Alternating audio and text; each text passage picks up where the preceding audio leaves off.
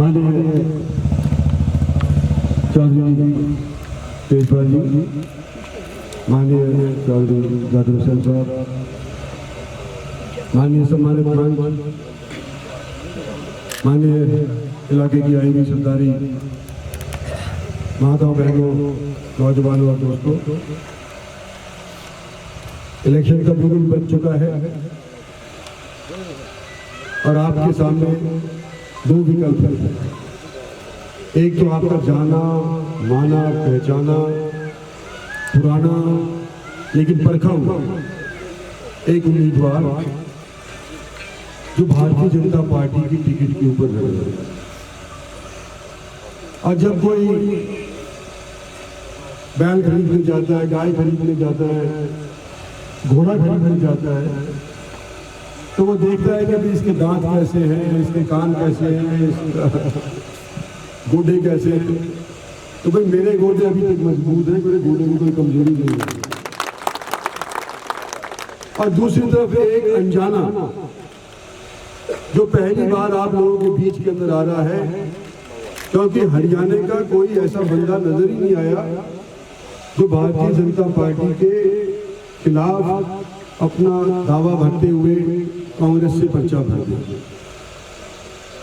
और जब मैं भारतीय जनता पार्टी की टिकट के ऊपर तीसरी बार आप लोगों से वोट मांग रहा हूं, मैं ये उम्मीद करके आया हूं आपके बीच में कि जो आप लोगों ने मेरे को सहयोग दिया था 36 बिरादरियों में, उससे ज्यादा सहयोग इस बार मेरे को मिलने वाला है, क्योंकि मैं स्थानीय आपका हमसफर, आपका साथी, आपका दोस्त, और जो मैं कहता हूं उसको मैं अमल करता हूं। आज हमारी पार्टी नरेंद्र मोदी जी को तीसरी बार प्रधानमंत्री बनाने के लिए अग्रसर है। और कैसे बनाएंगे कि भी एमपी के थ्रू बनते हैं प्रधानमंत्री। तो मैं एक जरिया हूं नरेंद्र भाई मोदी को तीसरी बार सत्तासीन करने के लिए। और आपकी आवाज मैंने बुलंद करी है, चाहे मुझे निजी तौर के ऊपर नफा हो या नुकसान, लेकिन क्योंकि आप लोगों ने मुझे चुना है, मैंने हमेशा लोगों की आवाज को अगर जायज है तो बुलंद करने की कोशिश करी है। आज भी मैं आपको कहता हूं कि हमारी पार्टी ने 10 साल के अंदर डेवलपमेंट के बहुत काम किए। आने वाले 5 साल के अंदर इसे दुगने हो सकते हैं अगर दोबारा भारतीय जनता पार्टी सत्तासीन होती है।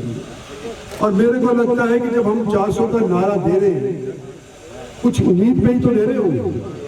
पहली बार इतिहास के अंदर ऐसा रचा गया है कि कोई भी पार्टी अगर सत्तासीन होती है तो अगली बार सत्तासीन होने के समय उसकी वोट की परसेंटेज, उसके एमपी की संख्या घट जाती है। लेकिन भारतीय जनता पार्टी के नरेंद्र मोदी की पहली बार जब वोट की संख्या थी वो 275 या 200 ऐसे कुछ थी, और जो 19 के अंदर चुनाव हुआ उसकी बढ़कर के 303 हो गई।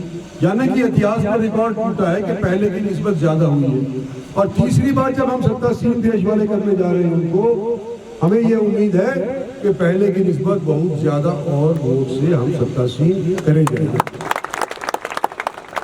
लेकिन सत्तासीन कैसे होंगे? अगर कोई यूं सोचे गफलत के अंदर के तो जीता पड़ा बंदा, वो डालो क्या फर्क पड़ता है? नहीं कोई फर्क पड़ता। लेकिन वोटिंग परसेंटेज कितनी कम हो जाएगी? राजस्थान में देखो, यहाँ बैठे हुए बता रहे थे, राजस्थान मंडल के भी कोई बंदा बैठा हुआ यहाँ पे, 50% कुल सीमित रह गई वोटिंग परसेंटेज। और मैं आज आपसे निवेदन कर रहा हूँ आपके हमसफर के तौर के ऊपर, भैया आपने पहले भी जिताया, मैं आगे भी आपके काम आऊंगा। मैं यूं कहता हूँ कि हमारे को ये मौका लगा है अपनी जिंदगी के अंदर कि क्या न केवल हरियाणा के अंदर बल्कि हम हिंदुस्तान के अंदर रिकॉर्ड से जीत सकते हैं अगर आप लोग आप सारे के सारे मिलकर के वोट करते हैं। तो इसलिए गर्मी तो होगी।